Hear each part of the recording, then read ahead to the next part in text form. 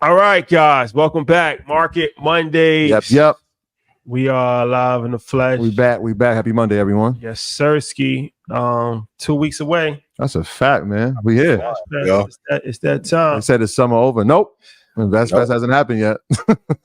So summer's not over. It's that time. Invest us in some great company too, by the way. We're going to talk about that. According to AI. We're going to talk about that.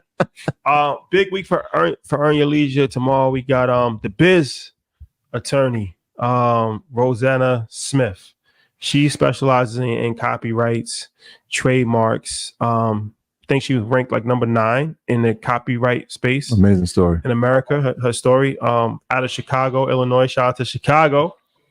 Yeah, a lot of people was mad about my food list. Please. We'll talk about it on Blackout. Please. We'll talk about that on Blackout. We're going to get to that because I got a full explanation of how it wasn't just a random choice. But shout out to Chicago. They said we added that to the resume. You are now a food expert.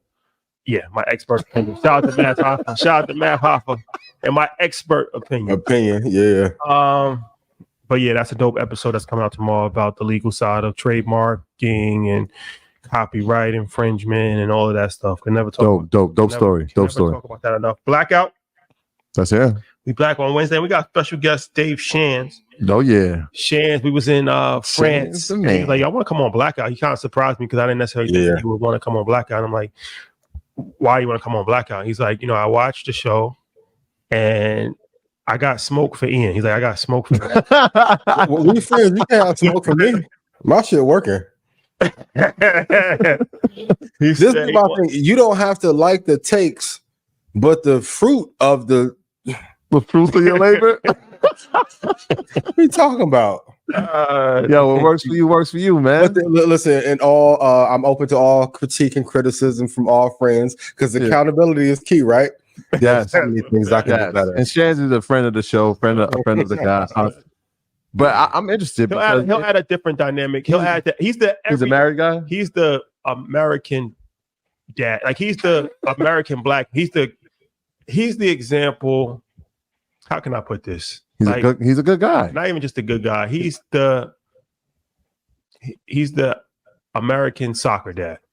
Gotcha. No, I'm not going to. I'm not. No disrespect. I'm just because like he calls him like a soccer dad. It's kind of crazy. No, I'm just saying that's. No, he's the American. He's a great guy. No, of course. Like he's the type of guy that. Not everybody's a great guy. Not everybody's not a great guy. Not everybody's a great guy. No, don't do that. Don't do that. He's the American. No, don't do that. He's the American soccer dad. I'm not, Dave. I didn't say that. No, it's no disrespect. And it's no disrespect, but I'm just still not. But if he can give me guidance on what I need to do to eventually get married, you know what? What an amazing episode it'll be. PR trainer. He's looking at his viewpoints might be from the landscape of a guy who was married with children and has maybe had some emotional experiences that maybe some guys haven't. So I'm interested to hear my guy Dave articulate. But I don't like when people like they got smoke for me. How you got smoke for me? Smoke is that's harsh. That's tough. We're friends. I gave Dave a great. You better treat these women right. Darren Jackson. The Darren Jackson. You better treat him. We gotta get him on Blackout. Where is he now? How dare you talk about base? Where's Darren Jackson at? I don't know. APB. We gotta find him. I'm interested in having that conversation. I want to know his thought process and when he was doing all that. Like what was going through his mind. Darren Jackson, tap in. Yes. We can revitalize your career. We all make mistakes. You just gotta repent for your sins. That'd be a great place. Well, what do you do? Tell the public what he do. Remember Darren Jackson? That was the dude that was simping. That was the dude that was saying all the men, like he was always going bad on men. In the car. Listen, anytime they sit in the car, you don't say that shit around your woman. And then he got caught with the side chick. He got caught with the side chick and all. Like he was the most perfect man, right? He was saying how men is doing this and a man that's cheating. Like he was always simping for women. And comes to find out, he's the one that's cheating on his wife, tried to cover up the side chick, tried to give her money. It was a whole thing. Oh, you tried to pair off? Yeah, it was a whole thing. 12 years unbroken. It was a whole thing. 12 years a slave. Free the bros. I be saying this shit in front of my babies. Plural. Apostrophe S or IES? Shout out to all the nurses, doctors. Oh, they got smoke for us, Shotty. Oh, you guys were dating a bottle girl, but not a doctor. It shows how insecure you are. Your financial girl. Girl, go sit down. Once I heard that, I'm like, oh, Inbox got to go crazy. But nah, but blackout, it's always fun. So check it out Wednesday, 10 o'clock Eastern Standard Time. Yes. Ian, any announcements? Yes, to get your tickets to Invest Fest coming to Blackout Live because me, Trevor, Rashad, Shannon Sharp may have some crazy shit to say. Go to ianinvest.com if you want to get rich from the market. 90 Prices, amazing stock club call last night. We have some conversations about who rules the world. That replay will not be up. Shout out to B613. And if I made you money, please put yes in chat. My final statement, I have a statement to make. There is less risk in owning 3 to easy identify wonderful businesses opposed to owning 50 well-known big businesses. Quote, Warren Buffett, 1996 shareholders meeting. I don't know why y'all got so mad at my diversification is for those who don't know. Take. If I made you money, please put yes in chat. Y'all can say the take bullshit for people who don't have like financial acumen. I don't like Ian takes. You don't gotta like the takes. Like the information to make you money. First and foremost. Make some money, folks. Facts. Save all that time. Yeah. You know what we were remiss to do last week, and I'm gonna do it right now. We had a birthday in the EYL family. Shout out to our brother Edwin. Shout out to Edwin. We didn't say it on Market Mondays. When I went upstairs, my wife was like, "Yo, you didn't shout Edwin out? That's crazy." Edwin, happy birthday, my brother. Happy belated. Blessings and love to you, Edwin. If you trapped on an island like how I was, let me know. I got you. Edwin is when we talk about day one. That's a day one support. He's bigger than the supporter, man. That's part of the fam now. We look forward to seeing you next week. Shout out to Candace Grace. It was her birthday. Today's her birthday. She said affectionately formerly known as Miss Diddy. Happy birthday to you. And then the 15th of August is obviously the great Nipsey Hussle's birthday. So happy birthday to him. I know that. Yeah, happy birthday to him. And my nephew's birthday is this week. Happy birthday to my nephew. So we start with that. And then you know how this works, man. Do your own research. There's a disclaimer, y'all. Our content is intended to be used and must be used for informational purposes only. It's very important that you do your own analysis before making any investment based on your own personal circumstances. You should take independent financial advice from a professional in connection with or independently research and verify any information that you find on our show and wish to rely upon, whether for the purpose of making an investment decision or otherwise.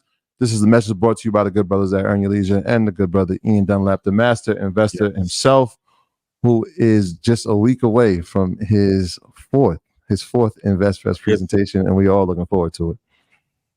Going Steph crazy. That was crazy. Shout out to the entire Olympic team. The Olympics was great. I thought that was great, but before was getting all the footage. It was crazy. It was crazy. Thanks. All right. So, do you think the yen carry trade is over, or do you foresee more potential disasters arising in the future of this situation? For those who don't know, the yen carry trade is when you could borrow money from Japanese banks for little, and let's say buy bonds or Nvidia or stocks. But now that the rates have adjusted, people have to pay those loans back. So if you are in a losing trade, you're in trouble. Do I foresee that there'll still be some catastrophe here? A little bit, but I think everything is priced in now. If the market drops again, it would be because of another disaster. It was interesting to see like the investor class talk about it, but it didn't get, I think, the burn that it should have got in the PR cycle or the media cycle. I told you guys the VIX would recover. It's currently at 19.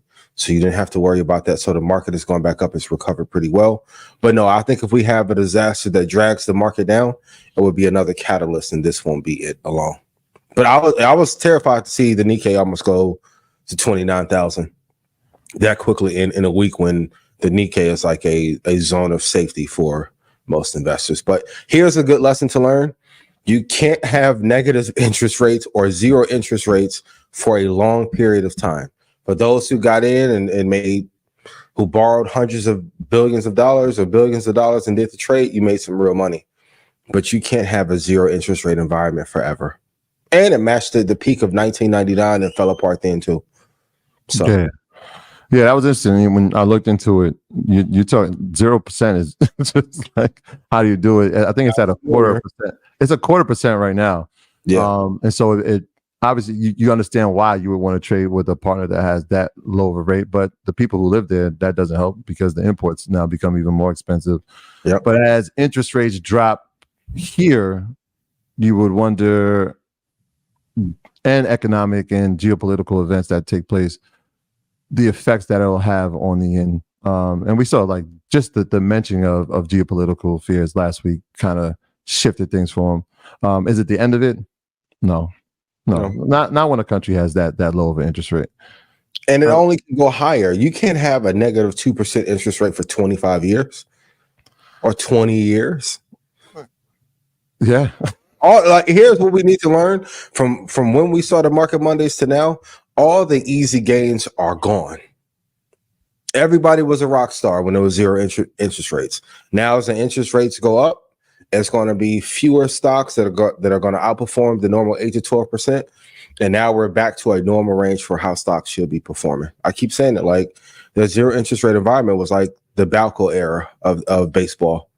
It's juiced up, bunch of steroids. Snapchat at one point was more valuable than GM and Ford. And like now interest rates have gone up and the world has gone back to reality. So the financial BBL is over. Take the silicone off the balance sheets and let's get back to normal business. Is there a number for the Japanese interest rate to rise to that would make this a grave concern? Right? It's just been at zero for so long. It's at 0.25% now. Is it like if it gets to 4%, 2%, 3%, right? 2.5 before, ooh, baby, they're gonna have to call Barack back. Unless Auntie Shell gonna be in office, we get to 4%.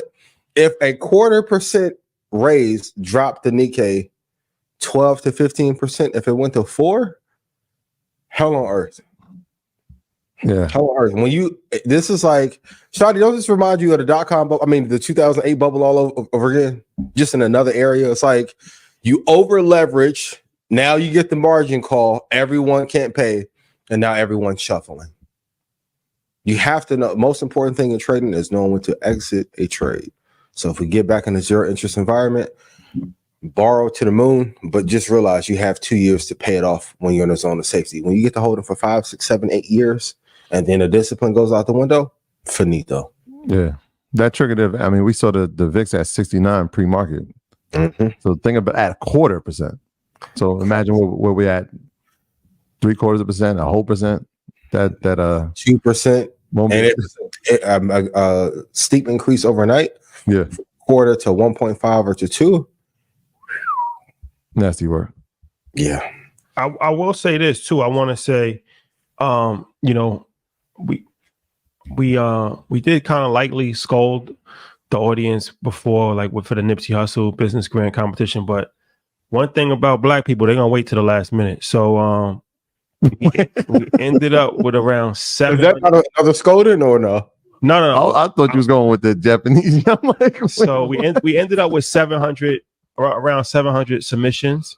So shout out to everybody. The last 7 days, it just was going crazy. Everybody was tagging, so people just waited to the last minute to submit their videos and submit their things. But just wanted to kind of give that update.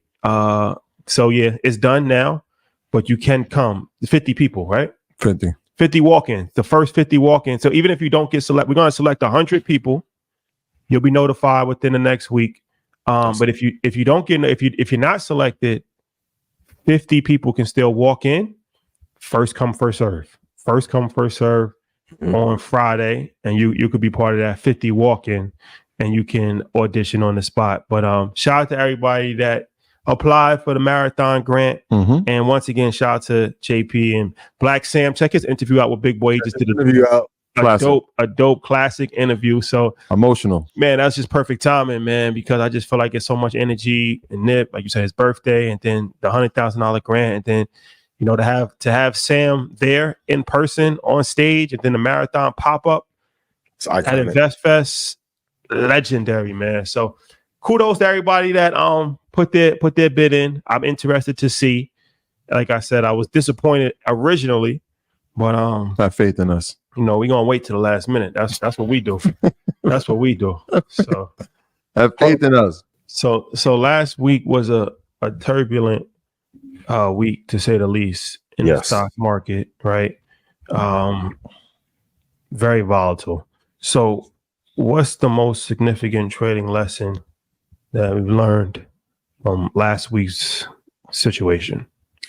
Please write this down. Let the VIX be your compass. I told you once VIX got to 65, it was going to fall to 19. So if the VIX, which measures volatility in the options market and futures market, is falling, it means the market is going to rise. Once we got to, so there's a couple levels that I'll talk about at InvestFest on stage.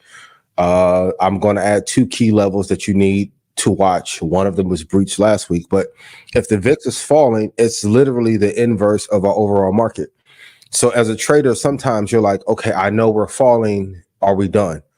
I think if you have the VIX on the left side of your screen and the market on your right, there are a perfectly inverse correlation.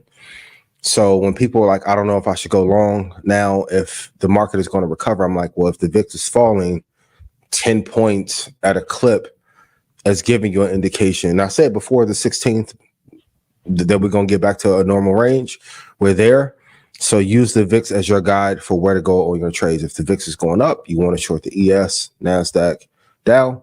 If the VIX is going down, you want to go long the market. That is probably the cleanest indicator to know if you should be going long or short in your positions. Can you just explain the VIX for somebody that might not be familiar?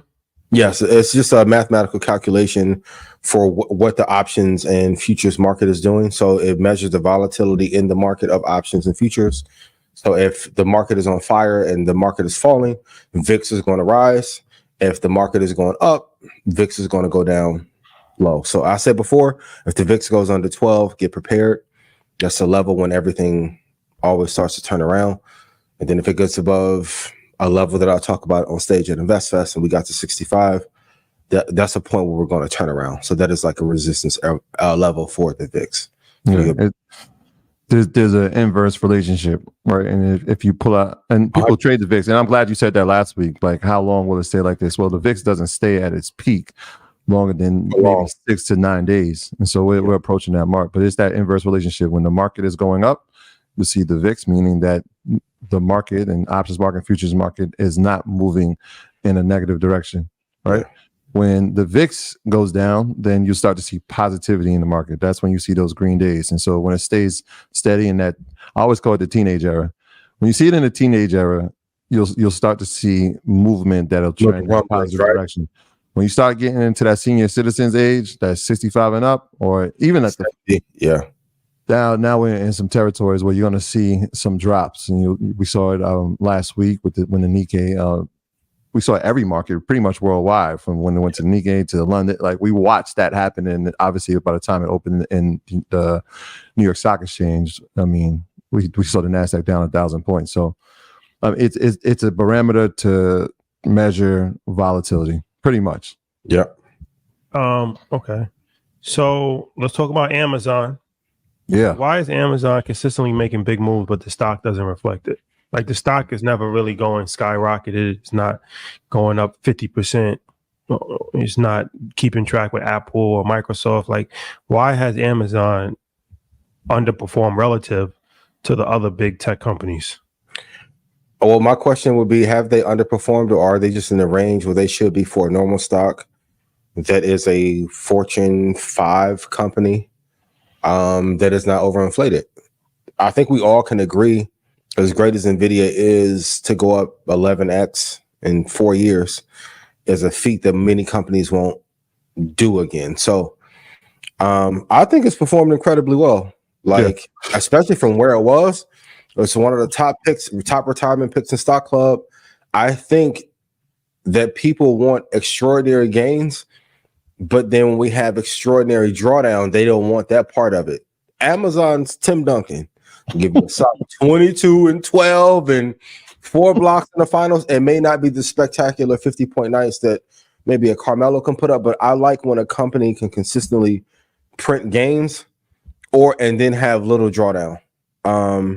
I think we all can be very clear in the retail space. They run the retail space, getting more exposure in India, which is the market I think that is going to be most important in the next 2 decades.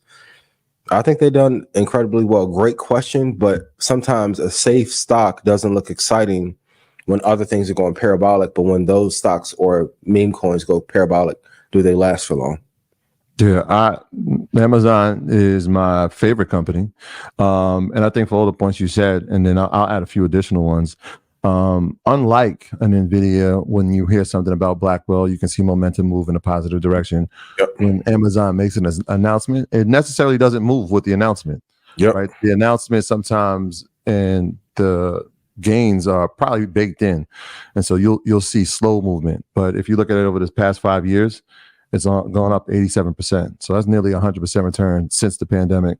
This year, it's up 20%. So these are like really 20%. Not to cut you off, 20% is a home run in a year. 20% is 8 to 12%.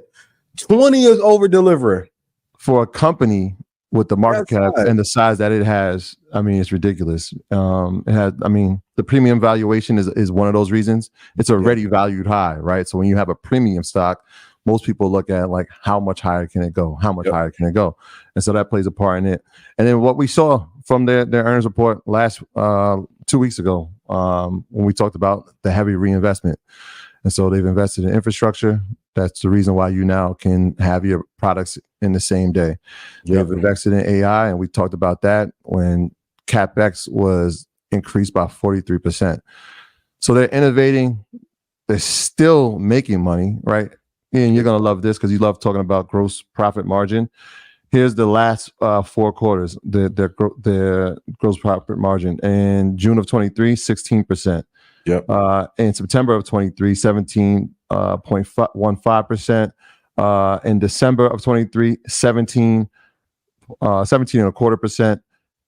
March of this year, 19.5%. And June of this year, they just reported another 19.25%.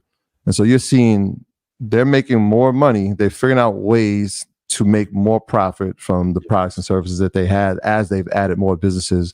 We've already talked about their moat in the e-commerce space and how they enter spaces, not just to say we want to be a part of it, but to completely dominate and take over them. Yeah, I love Amazon. One of the greatest CEOs of all time. That was the last point I was going to make. We can't discount the fact that they've changed CEOs. And they've had a stock split within the past 4 or 5 years. Yeah. So sometimes that takes change, right? Like, who is Jassy going to be as a CEO? Who is he going to be as a leader of the company? I'd say he's done pretty well. I love Amazon, not even just for the short term, but for a long-term perspective. It's something that it's going to stay in my portfolio, and I don't see why it wouldn't be anybody else's. Yeah. For sure. State your case. 20% is an amazing return for a company that size that has the entire world on their back and trying to copy and eat away at their gains. Like if I would have told you 8 years ago Amazon would be outpacing Walmart as a safety stock, you would have said that was crazy. They've performed incredibly well. Enjoy stable gains. Yeah, we got to appreciate that. I'm looking at now, Apple is up. Year to date is up 17%. So it's actually up, my baby. And everybody. We talk about with less turbulence and more innovation. Apple, this iPhone 16, I better be able to call Kai Cenat on a damn spaceship. Don't re-rock the same 15 Pro and tell me you put 3 more megapixels in it. I'm gonna go in here and go off. Please innovate. More megapixels. More 8K.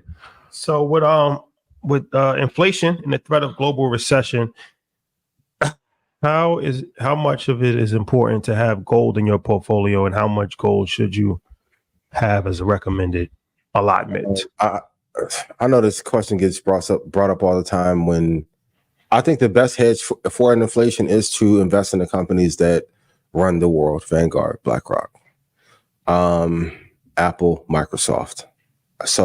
And then invest in the sectors that are going to outpace any recession drawdowns that we have. Do I think we're on the brink of a recession this year? No. 25 or 26? Possibly. So what I'm personally doing to gear up, I'm just waiting for the right prices to buy the assets that I know that are going to do incredibly well. VOO, Apple, Microsoft, Amazon, Nvidia, Eli Lilly. And if you look the 5 years after a recession, the tech sector normally outperforms because a lot of money and inflows go directly there. Even with in the conversation on diversification, if you have 2 tech stocks and then you have VOO and VTI, But VOO and VTI are 33% tech weighted. Is it diversified or hyper concentrated? There's a reason why. So gold is important, I think, as a hedge, but it wouldn't be my go-to hedge. Number one. Shout out to 19 Keys. I know he's gonna tell me otherwise.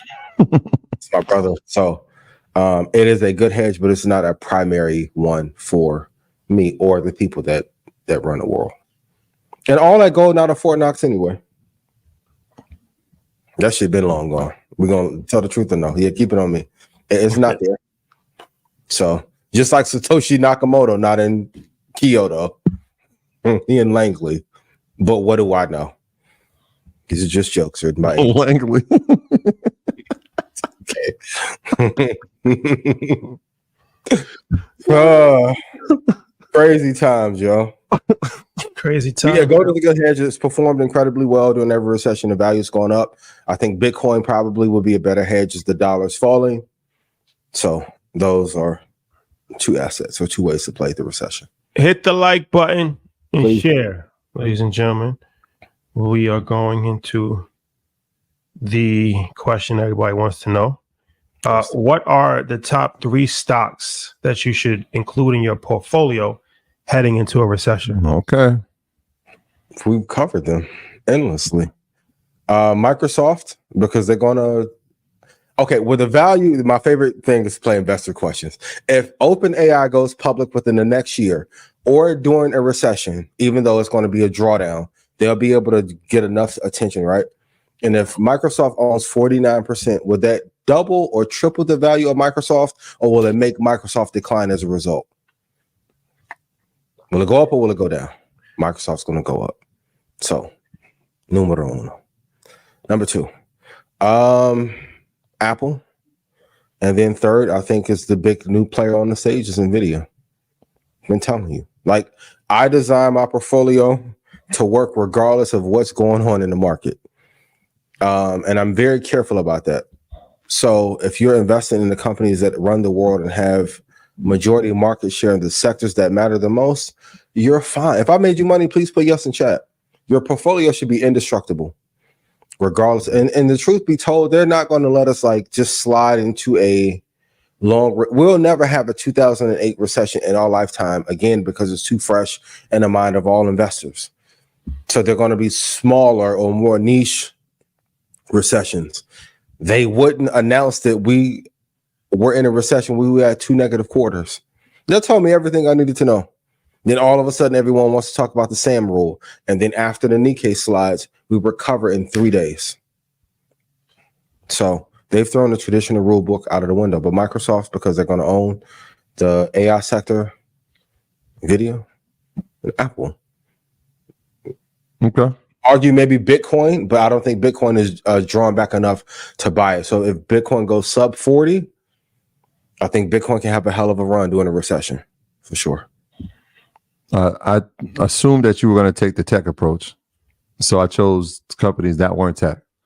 Okay. Because I feel like people know those. But people should do what they know works. They should. For some other shit that they want to just make up and then be like, Rashad, you told me to invest fast. I should invest in sour grapes and soursop and milk. And I didn't tell you that. I'm gonna run down a list in terms of a recession. It's funny because we were talking about gold, and most people over the past 12 months have been buying gold from this stock. Yep. And so I put Costco in there. I like Costco.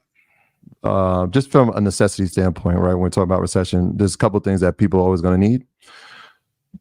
Food and products, and they're going to need health care, right? Those 2 things will remain. So for that, I had Costco. I had Lilly. Costco's up 33% year to date. Lilly's up 50% year to date. And then I put P&G in there as a safe bet, like a safe, slow, steady, long-term investment.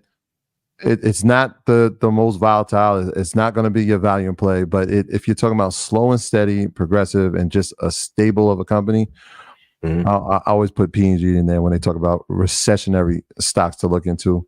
And that's up 12% year to date. Yeah. Those were the 3 outside of the tech space. Obviously, I love the 3 tech ones you said, but and then I'll put probably Amazon before Bitcoin, but those would be the ones outside of tech. Okay. Has the Nasdaq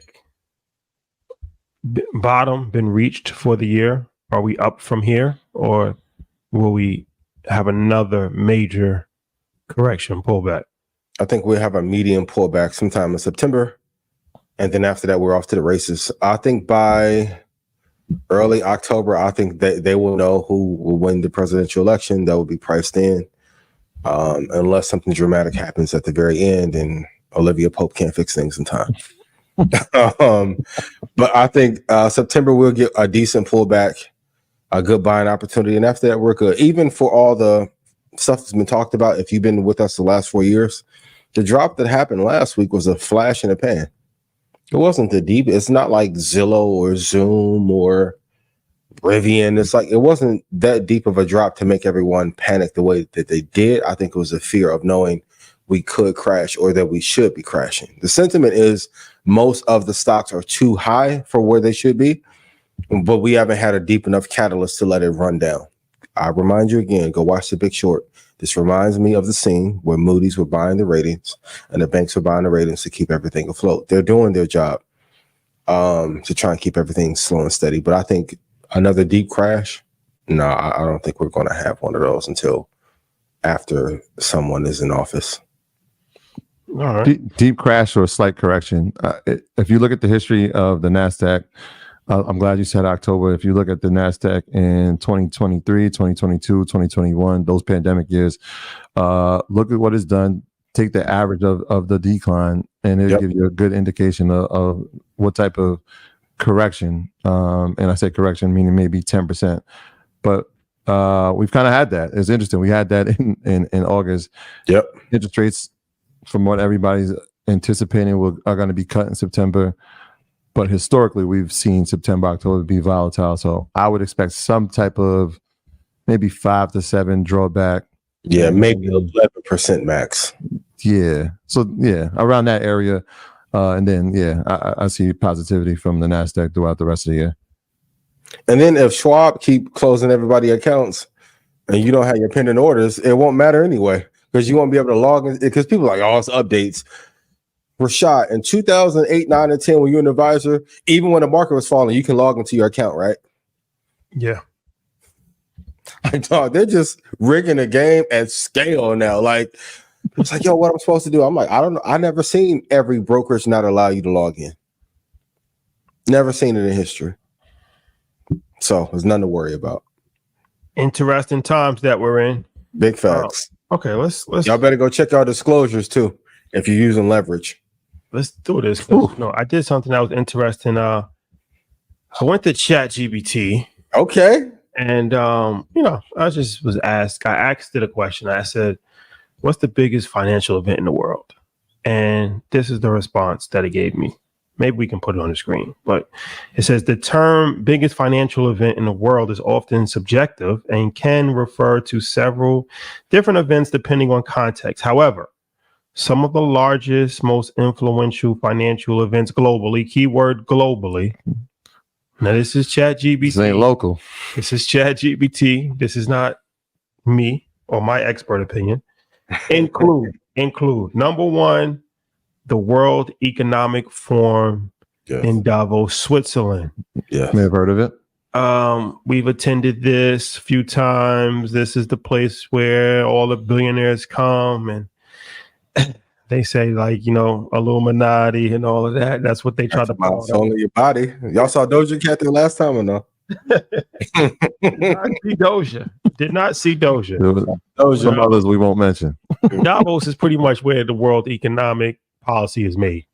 From presidents to kings to billionaires, CEO of companies, they all come and they all congregate for a week in Switzerland, and it's probably like where a majority of world economic policy is actually talked about and discussed. Yeah. And then number two, they had the Berkshire Hathaway annual shareholder meeting. Mm-hmm. Right. So if you watch Market Mondays, Berkshire Hathaway is the company that Warren Buffett owns. Yeah. And it's often referred to as the Woodstock of capitalists. So they get together once a year and they They talk about what's going on in the economy. They talk about stocks, and that's become a big thing. I believe it's in Omaha, Yes. Nebraska. Number 3, the G20 Summit. The G20 Summit is a major international forum where leaders of the 20 largest economies come together and discuss global economic policies and issues. So this is where Japan, Canada, America, Great Britain, all of those European countries, the top 20 economic countries in the world, they get together once a year. And once again, it's like these Illuminati things, what the people say on the internet, right? They get together and they pretty much decide what's going to happen with the world. Number 5, we'll go from 3 to 5. Number 5 is the IMF and World Bank annual meetings. The IMF is the International Monetary Fund, and the World Bank pretty much they're the people that loan the money to the entire world. So we got World Economic Forum at number 1, Berkshire Hathaway at number 2, G20 Summit at number 3, and the IMF World Bank annual meeting at number 5. Now, question for you. What would be numero 4? Number 4 on the list. Number 4 on the list is, you might have heard of it if you watched the show a few times. It's an event called InvestFest. They said, this is how ChatGPT described it: an increasingly popular event known for its blend of financial education, entertainment, and cultural engagement, making it a significant financial event, especially within the Black community. Number 4 on the list, we are in the midst of the World Economic Forum, Berkshire Hathaway, G20 Summit, and the IMF meeting. Okay. So if y'all want to get y'all Illuminati papers and you Black. I be saying anything else. We MAGA, we sold out Illuminati. Oh my God. Okay. The reason why I say this is not to brag or boast, but it is important for people to understand the importance. Because when I say something or when we say something, it might not, when I say, oh, this is the biggest financial event in the world, what does that mean? That's not true. Yeah. Ooh, how can we verify this? Okay. But let ChatGPT say it, right? So I just feel like let's let an outside source. It's not even a human. This isn't even a human being. This could talk about non-biased. And so what I'm saying is that most of these events, the public does not have access to, right? Most of them is a closed door situation, or if you're trying to attend, you got to jump through hula hoops and pay a tremendous amount of money. For a retail investor, anybody can go. It's a very unique opportunity. I don't think that you should take that for granted. Like when we say, like, okay, Microsoft is coming in, they bring in the AI experts, and Van Jones is setting up AI workshops throughout the whole weekend, and Master Investor is going to go up there and talk about his trading and investment philosophy for 45 minutes on stage, and we're bringing 50 Cent in, and we got Stephen A. Smith, who's about to get the richest contract in ESPN history, and we got Damon John, who's going to talk about, how the creation of football and all that. Then we got will.i.am to talk about artificial intelligence at the highest level possible, and we're going to be talking about real estate. We got a home buyers workshop, and we're going to be talking about cryptocurrency. I just feel like sometimes when you hear things, when something is too available to you, it's not appreciated, right? Like if somebody gave somebody a ticket to one of these like G20 Summit or IMF, they would be on the first plane because it would just the excitement of not knowing, but just hearing about it, right? Yeah. And it's like InvestFest, about it, and it's in Atlanta. You don't got to go to Switzerland. You know about it, and the guys who are putting it together. Yeah. So, man, it's extremely humbling. I do want to take a moment to thank everybody that has come to InvestFest, a champion that has spoken at InvestFest, that has been a part of InvestFest, because it is an extremely humbling experience to just think about something and then within a 4-year time frame to be in the same, breath as these events where are literally billionaires and $1 trillion. And at the highest level of world civilization possible, right? That's extremely difficult to just start something and to be on par with that, right? So I do want to say thank you.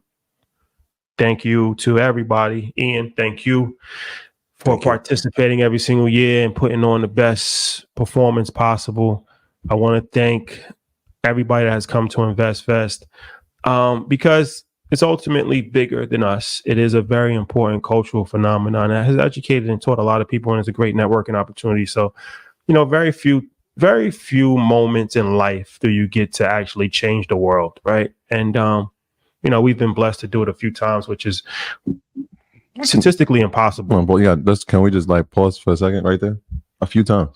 Yeah, I don't think people like what it takes to make this happen. And then even when 50 came on board, like most people would have panicked.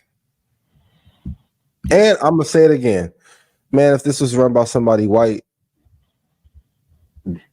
forget about it. You believe behind it?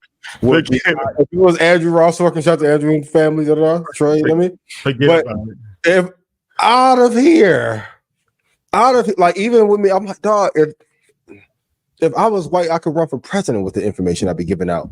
Nobody on earth was calling NVIDIA to fall that far. Appreciate it while it's here because it's not guaranteed to always be around. And I remember when I was first going to investing conferences that were not run by us, when I would walk in the room, they're like, are you here for another conference? No. I want to see that voice talk about back then. I'm front row. And it's a vibe to be able to see our people at scale. And this wasn't that long ago. It's 2016, 2017. Now for us to be into the building and be unapologetically us and innovate and set a wave has been absolutely incredible. And think about those events, the time frame that they've been here, right? You're talking about 70 years. We was in Cannes. They've been doing that for 80 years. The Davos, that's been happening for over 40 plus 50 years. Yeah. I'm like year 4. Yes. 4. Yep. Yeah. Somebody wrote in my comment, they said, yep, they went to Davos last year and the rumors are true. Rashad joined the global elite and sold in, not out, y'all. I'm not sure what that means. You sold in? I don't know what that means. You sold your soul. In. No, in. He didn't sell it. He didn't sell it. I sold like in. Out. I sold in, not out. Oh, you probably took in all the information. I'm not sure. No, that may not. Well, not sure what that. Wait, they left me out. Good. He was trying to get. He was a Janae Aika. He was sold in instead of sold out.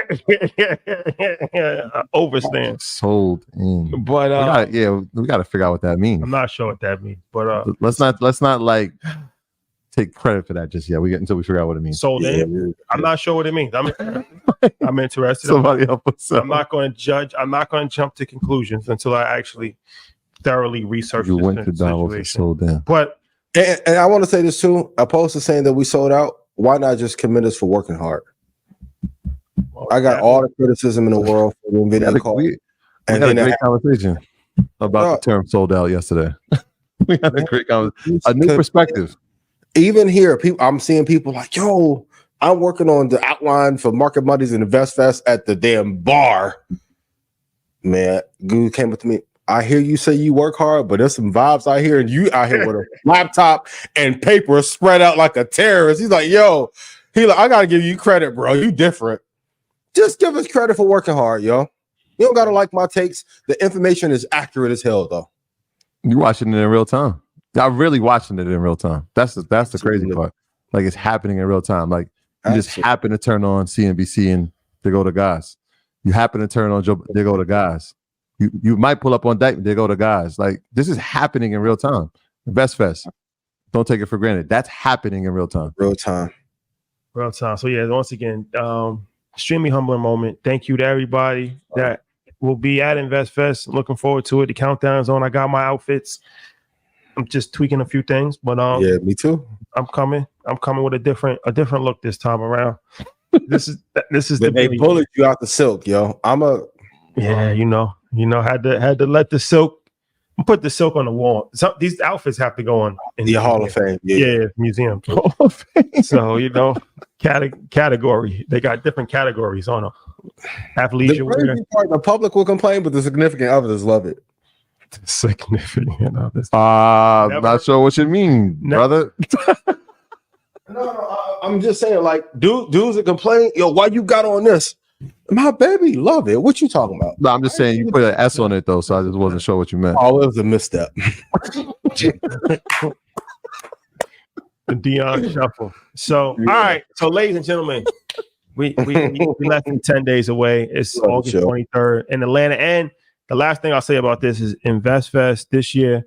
Registration starts on Thursday. Actually, registration starts Thursday, August 22nd. So we opened up a whole new day for registration. If you live in Atlanta, all you got to do is stop by GWCC building, 15 minutes out your day, register, get your pass. You'll be good for the weekend. So stop in on Thursday, if not Friday. Friday, we have a full day of programming. We have panels. We have a reform event. We like Friday. The event actually starts Friday. It doesn't start Saturday. It starts Friday. So get your value. Be there Friday. And if you're trying to get a Nipsey Hussle pitch competition, get there early on Friday and be the first 50. But the event starts Friday. It's all day Friday. VIP night is Friday night. All day Saturday, all day Sunday. It's 3 days. So it's not just 2 days. It's 3 days. Registration is Thursday. You can register on Friday if you want, but just know that there's education that is taking place on Friday. And the vendor marketplace is open. Yes. On Friday. I'll be there. And the last thing is, we had some technical difficulties. Apologize. The website briefly crashed. So some people were not able to purchase tickets, or they was only able to get one ticket. They were trying to get two. It was some difficulties, but we fixed that over the course of the weekend. So I said this before, but this is it. This is like literally it. We kept it open for another Market Mondays because I wanted to make sure everybody had an opportunity. Pre-sale ends tonight. This is it. This is the actual. This is the actual end of pre-sales. Yeah. This is it. This is it. This is it. Yeah, and my active number will be inactive starting Friday. Oh, don't call my phone. Please. Text me. Text me. Please. Text me. Please. Text me. Because some text messages are important. That's a fact. Text is cool. I need to see. I need to let me process. When you call me, I can't process it in real time. I need to look at the text. I need to read it, and then I need to see the level of importance. Yeah. And if you call, or if you text, just give me grace. There's a lot of text messages that are coming through. Obviously, you can understand that. I'll try to get back with you in 24 hours. Just give me a solid 24. Usually, it's immediate. If not, there must be something going on. That's tape in. We're doing something. Just give me some grace. I know a couple people have been like, "Oh, you ain't hit me back." Just give me grace. It's a busy time right now. I'm done in September. No, I can get you into the dinners. No, I can get you to the Blackout Live. Get your tickets. I love you all. I do love you all. Okay. So, with that being said, predictions. What are your predictions for the market performance in September as we approach this historic presidential election?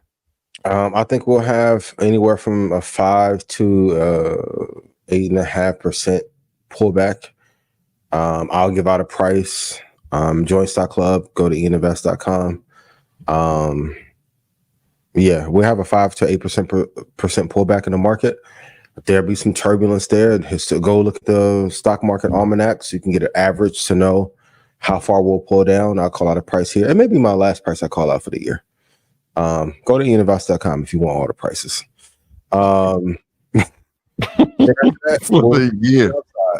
Listen, if y'all want to argue about the prices, then let me take it away. Mike, give me double screen real quick. All right, so Ian, I want to get your opinion. I saw this question. I'm like, all right, because we always talk about market catalysts, and this is an interesting time. August 28th, we know that NVIDIA will be reporting their quarterly earnings. They will knock it out the park. They're going to knock. All signs are pointing to that. Is this the market catalyst that obviously the Nasdaq will need, but the overall market, NVIDIA being in the S&P, is that the catalyst we need in addition to the potential rate cut from the Fed? You're saying pullback. At least for the first half. What do we think about at least the first half of the month? We're not getting a rate cut. No rate cut. Why would they give it now? To skew the election in one favor or another, like, it's tough. And then, credit card debt, record high. Debt to GDP ratio, record high. The interest rate payments are higher than our military spending. So if Nvidia is a toothpick that's like keeping the burglars outside of the door, they're just finding ways to delay the information until later. Because now, if you cut rates, you're going to need the unemployment number, right? Number one, as they'll lie about that. Well, they can lie about, but I'm just giving the whys. We're talking about inflation. We can, right? We're talking about the prices of products and consumer goods coming down. We're starting, like when we saw what happened last week with that. We can call it a correction. I almost felt like it was a certainty. They're not going to let this thing go out without doing a cut. And everybody is now saying September. You say no September. Okay. They were supposed to have 8 cuts. We haven't had six. We haven't had one paper cut. We ain't had one small abrasion yet. All right. So I think Nvidia is going to knock it out of the park, though, in terms of their earnings. We'll be good there, but I don't think there'll be a cut in September. If there is one, do you change your stance? Yeah. Okay. For sure. But based on the data. That's fair. Yeah. Should we treat crypto like options, given its high volatility? Is it wise to invest in it for the long term, considering the unpredictability? I love this question. Well, let's keep the side by side. The market, crypto, and options are all predictable. Since 1970, there are 52 trillion data points of information that have been put out. Since the hedge funds are majorly invested into the top 4, there is stability there. Options and crypto are only tough or unpredictable if you don't know what you're doing. Like the risk of, now if you're talking about altcoins, that may be different. But if you're talking about Bitcoin, Ethereum, CIA, Solana, it's very predictable. Very predictable. Options, very predictable. Take the risk off of the table. Write this down. What matters more than anything is your risk profile. On no trade, risk more than 20%. At maximum, ideally, you want to risk 1.6% of your account. But I don't think the crypto or options market or the stock market is volatile, like how they say it is. Great question, but we've told you for years what to do, and you guys have made money for that. And truth be told, I made y'all a lot more money than your advisors or whoever y'all paying to by fucking far. Just so you know. Not that hard. It's not, no.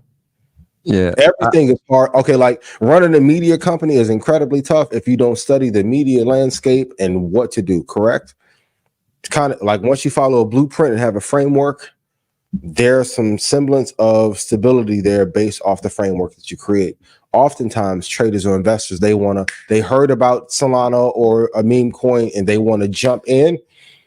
Like, everyone was blowing us up. Thank you for everyone who watched the episode last week. But why panic if you've been listening all year? I don't want to talk to you now about what do you think the Japanese carry trade is. It's like Nagasaki. What are you talking about, yo? The gains have already been priced in. August and September should start your investing calendar year. Truth be told, it doesn't start in January. It should start in August and September when there's a pullback. So I'll say, to the part where should we treat cryptos like options, I think if you've listened long enough, the answer would be no. And here's why you're not going to treat it like options, because options have expiration dates. Mm-hmm. And anytime we've told you to invest in the crypto space, specifically Bitcoin, we've always told you to hold it long term. And so if you're holding, and when we say crypto, I'm really speaking about Bitcoin, because outside of that and Ethereum, I mean, just the weight of those two alone tells you where the top 2 are and where you should be. But yeah, you're going to hold this long term, right? You got options. I mean, people are doing day options at this point. And if you try that with crypto based on this volatility, you're going to get hurt and you're going to lose some money. And we've seen that happen over the course of any cycle. When we talk about the halving cycles, we talk about, the crypto winters. If you're trying to do a trade for 6 months, I mean, when we talk about economic catalysts, can you predict it in Bitcoin? There might be some similarities, but could you do it in other cryptos? Probably not. Right? What would it be? So I would say no, you don't treat it like options. Obviously, for the mere fact that there's an expiration date on your contracts, and you want to keep this thing in your portfolio for a long term. But y'all don't be holding y'all long term crypto anyway. They don't even hold long term. 28,000, 20,000. Y'all like he's crazy, bro. Just hold. If y'all hold everything for 10 years, you're good. This is in every business. Like when a person owns a media company, they don't give up the rights to the show year 2. Well, some of y'all did. Yeah, day 1. Say broadcasting don't work. Well, you sign your rights over before you get started. Well, but what do I know? I'm just a guy that plays a doctor on YouTube. Yo, this nigga's stupid, yo. You signed over your whole life away for you. How? And then be envious. Anyway. Oh, can y'all set up so I can do my little apology calls? Sorry. Reconciliation. Yeah. The new tour. Cleanup tour. Oh man. If you could rely on only one indicator for trading, what would it be? Let's go on. That's a great question. I'm gonna be very honest here and tell I won't give my real answer. Because I'm tired of people stealing my shit. So I would give the second one and be honest about it. Will be the 72 EMA. So that works across all time frames. And sometimes I wish I didn't give that away, but a 72-day moving average is fast enough on a short-term time frame like the 1 hour chart, but it's great on a macro chart like a monthly chart or higher, multi-decade, etc. And it's a great way to play momentum. So if the VIX, let's say, gets to 65 or 68, when the ES or SPY crosses down through that 72 EMA, that's my area where I want to look to short. I think it's a perfect indicator that's fast enough, but isn't so fast that it's going to get you out of a bunch of moves that are not good. So 72 EMA in combination with the VIX is what I would use. I was going to cheat and just say moving averages, and I wasn't going to give a specific just because that tells you the trend. It tells you retracement levels as well. You said a specific one, but I was going to say moving averages because it could be your 50-day, it could be your 100-day, it could be your 200-day, it could be your 72. You just want to know from a historical standpoint and a mathematical standpoint where the stock has gone, where does it look like it's trending, and where has it been from a 1 year, 2 year, 5, 10 year, because it gives you a good indication of the future trajectory of the equity. So yeah, it gives you the exact area where it's going to retrace to as well. Yeah. Shout out to RSI 95.5. Stock market's wild week was a wake-up call. So what should investors do now? I think the best lessons is also the ones we've talked about before. Please put it in chat. You will get rich by following the same plan over and over again. I bring this up 3 or 4 times a year. Troy and Rashad, how many people have you passed up by just making sure that the episodes go out every day when they're supposed to? At least 85% of the field? Like in life, a lot of it is just showing up and doing. People may be like, hey, I don't like your take. Apple, Microsoft, Nvidia, VO. Cool. 2 tech, 2 index. I have not strayed from that. Why? Because it works. So when y'all be like, yo, when you come back from Mexico, I don't need to. If I can convince my son's mom to, here, come here too. Bring the whole family. Shit. Hey. I'll be here the whole time. Stick to what works and what pays you. Please put it in the chat. Stick to what works and what pays you. Yeah. When you come for what? Bring both families is interesting. For real. You can go to the other villa. The 20-foot ceilings. Not a bad day. Not a bad day at all. Yeah. I think it also teaches people just to have a long-term perspective and to not be rattled. That's a great point you brought up on CNBC. Talk your talk, my boy. Yeah. No, it's important. The emotional intelligence of our users. You gotta always keep a long-term perspective. And have to. When you look at, it's Steve Harvey had said something when we interviewed him that was actually pretty insightful. He was like, okay, like you think about like you have a bad day, right? Like you have like, the worst day that you ever had, right? For you to think about it, that means that you're still alive, right? Yeah. So you have 100% survival ratio of surviving bad days. That's a great point. So it's like that means that it's going to be okay. In that moment, it might feel like the end of the world, but you've got past it before. So it's the same thing with the stock market, right? Like no matter how bad the day is, like there's 100% chance that you'll recover if you're positioned correctly, if you're smart, if you don't panic, if you don't just sell in the moment. And you got to look at it from the grand scheme of things, like one day or 1 month or even 1 year in the course of a life is a very short period of time.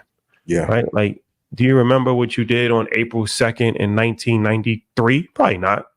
Right? It doesn't even matter. It's an irrelevant day for most people, unless, you really remember that day. But what I'm saying is that a lot of time that in the moment, it just seems like such a big, grand, the world is over. Right. But when you step back and you look at it from, 50,000 feet above sea level, you look at it like, oh, it's just a little tiny grain of sand in the beach.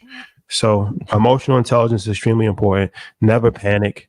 Use buying opportunities is just that, buying opportunities, but make sure that you have a sound strategy in place and hold long term. If you hold long term, very rarely, as long as you're holding, good and even decent positions, very rarely will you lose money if you hold long term. You got to be holding bad positions, which is why we don't encourage just individual stocks.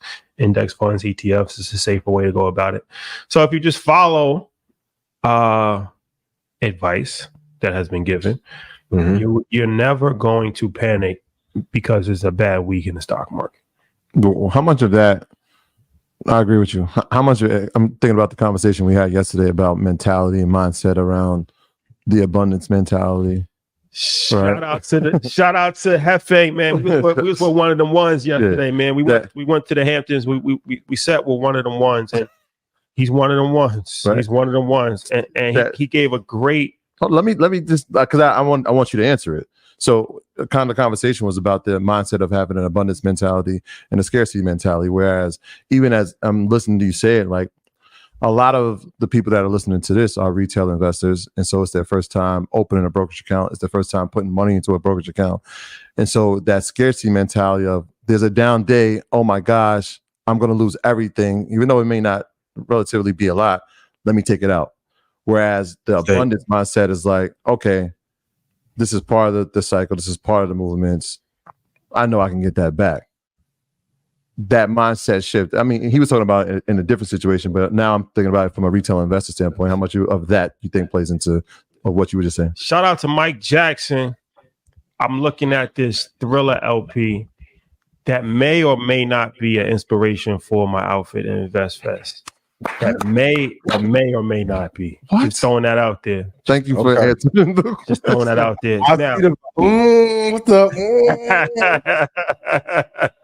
I peed the vibe. Right? So, but all right. So we met with one of our mentors yesterday for lunch, and like I said, he's one of them ones, and he brought up a very valuable point. Well, what he said, the exact quote is important. He said, "Black people operate from a scarcity mindset, no matter how much they have. Yes. White people operate from an abundance mindset, no matter how little they have." Meaning, even if you're a rich Black person, you still look at things from a scarcity mindset because 9 times out of 10, that's where you came from. And you know that at any point in time, you can go back to that. You can go back to tuna fish and peanut butter and jelly sandwiches. So you always are operating from a scarcity mindset. This is why there's gatekeepers. This is why people don't want to share information for so long. This is why people hoard money. This is why people panic, because Black people are programmed to think from a scarcity mindset, even if they have a lot of money. And white people always know that there's an opportunity somewhere. No matter how bad it gets, we're gonna figure it out. You could hit a lick, right? So even if they down to their last dollar, they gonna run it. They gonna charge it on a credit card. They're gonna start a business. Life's not over. Because they always know that the world is their oyster. So so when he said that to me, I was just like, damn, I never looked at it like that, but that's real. Like, you know, like a lot of people operate from a scarcity mindset. So this goes back to the stock thing where that's why I was trying to preface it. Yeah. I'm tying it in. Yeah. I wanted to talk about that whole thing because that's an interesting some stuff just like sits on you. So it's like digest that. So with the stock thing, it's like, yeah, the scarcity mindset comes into play where it's like, okay, I got 10,000. My 10,000 went to 8. I'm not playing this game. Mm-hmm. I'm taking all my money out because I'm not risking losing $10,000 and I'm not going back to zero for nobody. Like, you know what I'm saying? Like, I'll rob a bank before I go back to zero. I'm not doing it. Where somebody else will look at it like, yeah, it's a 20-point drop. Let me put more in because I know that eventually it's going to go up to 15,000, right? 16,000, then I'll double my money from the 8,000. So it's actually a good thing that it's dropped. 50,000 in 5 years. Exactly. So that's what it comes down to. It comes down to the mindset and just understanding, and that's the emotional intelligence. But that scarcity mindset is a real thing. Yeah. And it affects especially Black people in everything, not just stocks. It affects us in everything. And this is why we can't have more than one label at a time that's doing their thing without people beefing, because it's like, no, if you have a label and your label is at the top, that means you're taking away from me. Yeah. We don't look at it like, oh, we can have two at the top, and then now we both could work together and now we can move forward. It's like, if you are the top dog, you've taken my position. That's a scarcity mindset. An abundant mindset is to say, okay, you're at the top, I'm at the top. Let's do something that's never been done before together. Yeah. Exactly. Yeah. It's one of those conversations. Like, not to cut you off, Ian, but there was one of those conversations, and we weren't even talking about investing in that sense. We were just talking about business and life in general.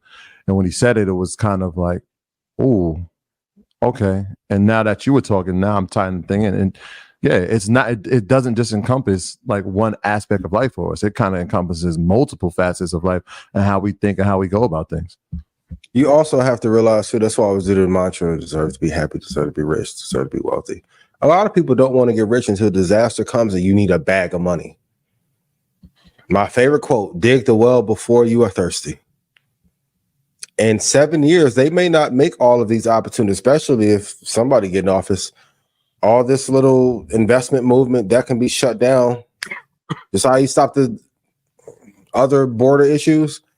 If there's enough groundswell, they can stop us from having allowed this access to invest at scale. So you have to change your mindset. That's why when I came out, I'm like, yo, you need 60 months to feel safe. Okay, great. 28 million is the number to be classified as rich, according to American. And then inflation took off. I was house shopping out here the other day. Even the homes out here are now going for $4 and $6 million for 3,200 square feet. 2 years ago, 800,000. Because now everybody playing an arbitrage game from tech in New York. New York, y'all run the price up and everything. New York, Mexico, please stop, right? You have to decide for your family if you are going to get rich or not. And if not, it's okay. But the cost of not being rich costs too much. I know some of you are like, I don't want to lose 20 grand in the market, but you'll go spend 60 grand on a car and still won't get no women and talk about me on Blackout. Oh, my shit working. It's working. Still been my ride. Pimp my ride. No, it's shambles. He said, what did he say? He said, there's no pimping a ride. No, he said, there's no pimping my ride. This ain't pimp my ride. There's a pimp in the ride. Kim. Shout out to Killer. this ain't pimp my ride. It's pimp in the ride. Oh, man. But yeah, man. Rich, man. They're like, and if not, cool. Think about that, man. Think about that. Black people operate from a scarcity mindset, no matter how much they have. White people operate from an abundance mindset, no matter how little they have. That's true. That's just free jewelry. There was some more. We'll spread some more jewelry out, but that was one of them. Okay. Yeah. Are you excited for the iPhone 16? Nope. I'm not even gonna lie. Nope. Not even. I'm more excited about can't even fake it, huh? Stream than I am the 16. iPhone, I need y'all to do something. Y'all need to go call Johnny Ive back. Do something. The reviews haven't been great from some of the beta testers. I told you that the one thing that they did change is the fact that the AI incorporation into the device is something. The iOS is phenomenal. The hardware is just what's shitty now. You can't use the AI capabilities on any phone but the 16. So the new stuff that they've innovated inside is only available on that. So if AI is something that you're using, I think Apple Intelligence is something that you plan on using or whatever in terms of whether it's, I don't know if ChatGPT is part of this process, but it's only going to be able to work on the 16. So it becomes a selling point. Like if that's part of your daily life and your activities, that's smart. You want to have it on your phone, you gotta have the new one. And so maybe that's a selling point that gets people to buy. I don't know. We'll see. HQ, call the top 300 influencers and 300 designers. Have everybody come and map out what the new phone is going to look like. Did they get a visual? Do we have a visual on what it looks like? Or is it the same thing? Invented the remix. It's like all the girls who go to the same doctor in Miami, y'all look alike now. I want y'all to look like you. Shit. I missed the originality. Then I key. Oh, shout out to Tyrese Gibson. He coming to Invest Fest. He got to get some things on. Tyrese? Oh, raw. Black tie. He got to get some things off his chest. He got a lot to talk. He want to talk about. He's going to debut his movies. He's going to debut his music. There's a lot of things that he wanted to clarify what his personal situation is. You know, he's in two of the biggest franchises of all time. Absolutely. Legendary. That's a legendary move. People don't understand. Transformers and Fast and Furious. But this got to be what, two of the top three? 2 in the top 10. Top 5. 10. Transformers? Trust me, man. You know I know. But Fast and Furious. Fast and Furious. That's top. Legendary. I think that might be top 3. Yeah. Mike said I'm bugging. Troy. I'm bugging. Mike said I'm bugging. Let's go to ChatGPT. All right. Yeah, them two big franchises and got some hood class. Well, what's the number 1 franchise, you think? Spider-Man? No, gotta be Star Wars. Yeah, I would think Star Wars, something like that. Yeah. Star Wars, Marvel, if we want to put in the category. Oh, the MCU. Yeah, true. Yeah. True. Mike said I'm bugging.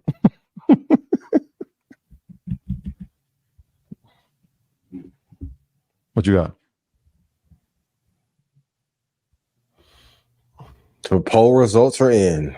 I'll get Gemini on it. Let's see. What you got, Chad? I'll do Gemini. Oh, okay. So top 10. Top 10. Number 1 is Marvel Cinema Universe. Okay. That's a cheat code though. I mean, they put Avengers, Iron Man, and Black Panther all together.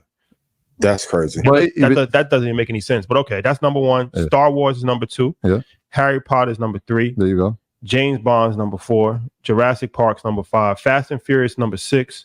Lord of the Rings number 7. Spider-Man's number 8. I don't know why Spider-Man's not in that. Batman's number 9. And Transformers is number 10. All right. So 2 of the top 10. So what did Troy say? Okay. Yeah, you got it right. Mike, you Gemini out it before? I know. I did. But I just know like ridiculous facts like that. Well, Mike, you bugging. How about that? The next thing is how many people are in 2 of the top 10 franchises? See, now that's a question that I got to think about. It's a very give me to the end of this. I would say not a lot of people. Ty's in. Well, we know he's in both. That's what I'm saying. Yeah. So it'd have to be somebody in Marvel. Sure, he will be. He's actually closing out Invest Fest. He's having a conversation with Kenny Burns. So shout out to K2, but he's a legendary dude. Tyrese? Yeah. Tyrese is legendary. From obviously in acting and entertainment and music, but some of the interviews, like he's just a funny dude. Tyrese, man. He hit us up last minute, like, yo, I need to get on the stage. I need to make it happen. Get on the stage. I need in. So when Tyrese hits you and says that he needs to be on your stage, you accommodate him. Yeah, pretty much. Shout out to Tyrese, man. Legendary dude right there. All right. Without further ado, let's bring Jabari Johnson up. Oh, my God. What's going on, brother? Jabari, what's up, man? Brother, how you doing? Good word. What's the good word, brothers, man? Everything is good. I just got off a flight and made it in time. to catch you, brothers. What's up, Troy, Rashad? What's up, Ian? We haven't met in person, but you ain't met yet. yeah. But big supporter, man. Legendary situation. So we gonna announce we got something really special that we're gonna do. I want to announce this maybe a couple minutes into this conversation, but okay, Jabari, for you those don't know, super dope entrepreneur. When you think about R&B only, he's actually transformed the live experience space where so R&B only is a concert that travels and it plays music, has a DJ, hype man for lack of a better word, but it's not reliant on artists. And they pack out venues, 5,000, 7,000 people. They do arenas. And they've made noise in the industry. And when we first interviewed him a few years ago was that he went viral for turning down $1 million, right? I think somebody tried that. They tried man. That was about 4 or 5 years ago. That was the first thing you turned down $1 million, and that was an interesting decision to make. And then we spoke about that, and then since then you've survived the pandemic. It's ups and downs, but you survived the pandemic. You had to retweak things a little bit. But it's a great entrepreneurial story, and as far as collecting data, booking venues, ticket buying behavior of the public. It's a lot that goes into it. So first and foremost, thank you for joining us. Appreciate it. Man, of course, man. Always a pleasure to be with my brothers at UIL, man. And just always supporting what you guys are doing, not just from you guys supporting me, but like just what you guys are doing with this program and just at large, man, is just so necessary and important. I know people say it, but I think people need to hear it until they get blue in the face, man. This is one of the most important programs out there weekly, man. So shout out to you guys for doing the real work. Shout out to you for being here. Shout out to you being a guest early on. I think it was like episode 33. Oh yeah, I'm top 100. Man. I'm first 100. Yeah. You definitely in the green wall, and you gave me one of the most important books that any guest has ever given me, and it was Ego is the Enemy. It sits behind us every episode, so we appreciate you for that, and congrats on everything, man. Obviously, we stay in contact and make sure that each other's doing well, but to see the success of R&B Only, the tour itself is just like incredible, man. So we appreciate you for coming on. Yeah, man, appreciate you guys. Just some of those stats you guys were throwing out, it's crazy. Now the shows have gotten so big. We're playing in like Rashad said, a lot of arenas. We have surpassed 600,000 tickets sold, so we are the largest R&B live event series in the world now. So and truly, man, this is just it really is community. It really is us leaning into what was missing and a lack of what was happening in the game. And Colors Worldwide, the parent company, is going on 10 years old right now, but R&B Only is almost 7 years old, but we're still reaching new audiences, man. We just announced a new show in Des Moines, Iowa, so we're going to be playing out there in a 3,000 cap venue. We've in North America alone, we are in over 54 cities to date. And so, yeah, man, looking at about 80 to 100 shows a year.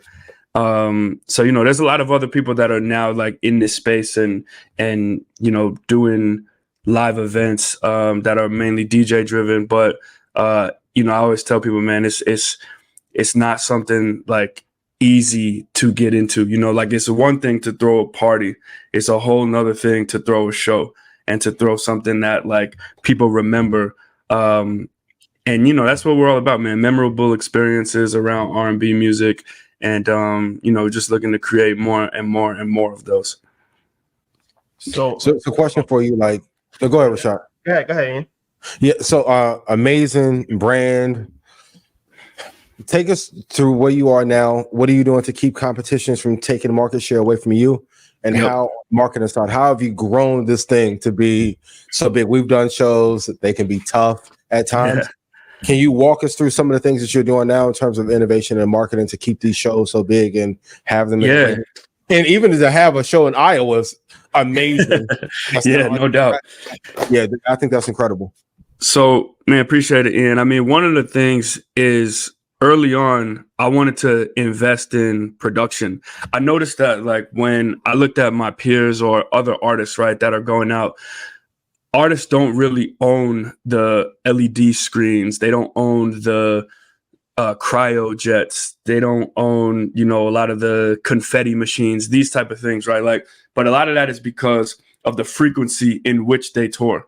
So because we do, fall, winter, and then a winter, spring tour, we're going out every single year. And like I said, we're doing like 80 to 100 shows a year. So I just thought early on it was going to be important for me to invest in the infrastructure behind throwing these shows. The same way, like if you're in real estate, you got to own doors. For me, it's like I produce live events and concerts. So I got to own the LED equipment. I got to own, the trucking. We have like 3 semi trucks. We have a warehouse in Nashville. We have a West Coast warehouse. So I think that's one of the things that has kept us ahead of the pack from competition, is that a lot of people don't even really know the logistics side of the business. You know what I mean? Like in Nashville, like that warehouse services pretty much all of the Midwest and East Coast shows. So, when you come to our shows and you see like a massive LED wall with all kinds of stuff going, when you see like cryo and confetti popping out, like all that stuff is owned by us. It's not rented equipment. So I think, that has lowered the cost of renting that stuff. And we get a lot of use out of it. And then we haven't even, started the act of like renting that stuff out. You know what I mean? So it's always trying to like diversify the business and really cut the middleman and cut a lot of like unnecessary costs in our space. That was one. And then I think on the marketing side and staying innovative there, it's just like one of the first things that we were doing, before a lot of people, and now you see this a lot in the space, and now we're trying to do like completely other things, but we were turning the camera from like who was on stage into who's in the crowd. So like a lot of times to sell tickets, people are telling you who's going to be there. You're going to have this lineup. And for us, it's just like, it's more about vibes. It's more about the audience. It's more about, like you coming and connecting with other like-minded people that enjoy the music, the same music that you do. So we wanted to just showcase, okay, this is the time that other people are having here, and we can't fake this. You know what I mean? Like you can't fake this with a flyer or artwork. It's like, this is actually people reacting to how we mix records or drop certain things or, tell a funny joke on stage. And like that real life, glimpse into how people were experiencing our events. I think that was something that we were doing that was very different at the time that we started. And now it's really just like what we've seen in terms of like social marketing and, paid advertising on Instagram, TikTok, Facebook. A lot of it is just like really stripping down a lot of the branding and showcasing just like the raw elements of the show. We used to, shoot on all kinds of like super fancy cameras, Sony A7Ss and all that stuff. And then, we started bringing people from our team in the show with just a cell phone, and it really looks like user generated content. Yeah. And that type of stuff, just like POV content, like, you guys have probably seen this stuff on TikTok, like POV, I just blah, blah, blah. Right. But it looks like a concert goer made it, but people don't know. It's like we're like scouring the internet, scouring, TikTok trends, what's popping on IG, and we're looking at the things that are working. And, sometimes it's not all about like putting your branding all across everything, and it's just making it look like super raw. And like I said, you could get really far with an iPhone. And now we have like, we spend millions of dollars on marketing budgets and making sure that our messaging is getting to the fans. But sometimes that's just to place the ads, but the creation of the ads, some of the best ads are literally from like an iPhone. Yeah. So before when we spoke, you talked about like data collection. That was something that's really important to you at Absolutely. that time. How has that evolved since the conversation that we had, and what's the importance for just entrepreneurs in general when it comes to data collecting? Yeah. So, data is probably the biggest thing, man. I think that For those that don't know, a lot of people, are used to the concert going experience, but they're not used to the concert producing experience. And one of the things is when you buy a ticket to one of your favorite artist shows, you're typically buying that ticket through Ticketmaster, Access, one of these big ticket companies that the larger promotion companies, AEG and Live Nation, own the ticketing companies as well. So that artist or that artist team is 9 times out of 10 not seeing that data, right? Ticketmaster keeps that data, Access keeps that data, and that data is proprietary to them.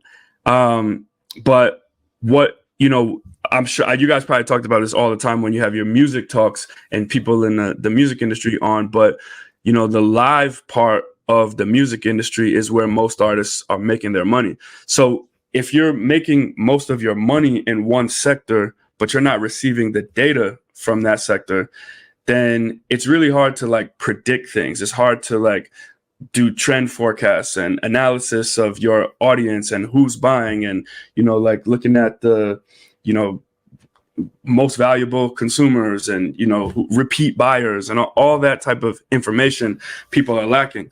And so for us, we don't do that. Every one of our tickets sold, we have the relationship with the consumer. We retain the data.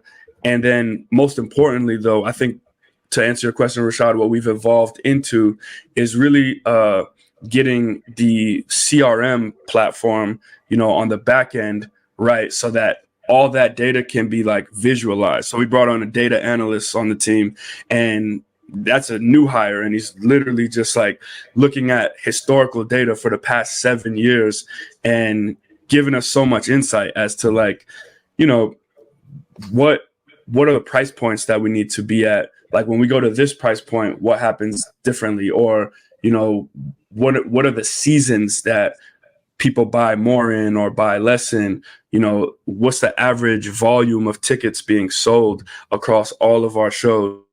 So then, you can use that data and then say, all right, if you got like a 1.95 average ticket number, you can try to do something where you say like, hey, if you get another ticket, it can be discounted. Or we run a special where it's like if people buy 3 tickets, they get a 4th free, because we know not too many people buy 3 tickets, but if for the ones that do, we incentivize them even more to buy, and then they get a 4th one free. And we call that package like crew love, right?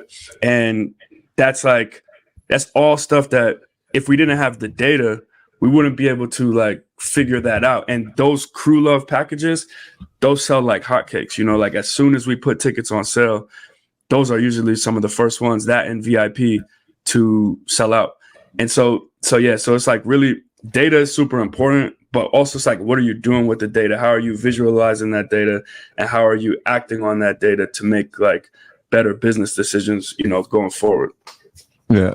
Boy, before I even go any further, man, I want to shout out your t-shirt, because Blank Man is a classic. Oh yeah.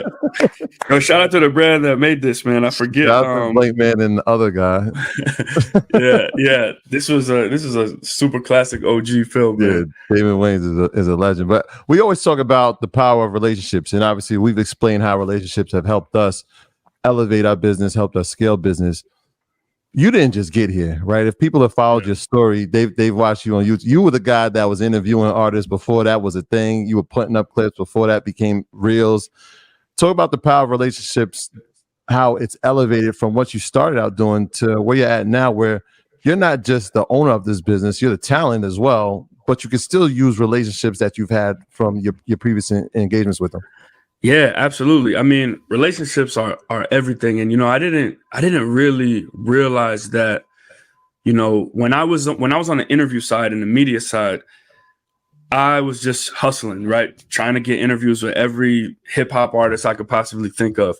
I didn't know how much it was going to translate into the live space, until I started to I needed contacts at Live Nation, I needed contacts at AEG to book these venues. Like the live space is almost like even more closed than the recording space, right? Because in the recording side of the music industry or in the media side of the music industry, right, anybody can pick up a camera, anybody can plug up a microphone, and then you can just upload your music or your video and you can reach a lot of people, right? If your stuff connects, then you have the ability to connect with a huge audience. The thing that's so different in the live space is that like you have to rent out a venue.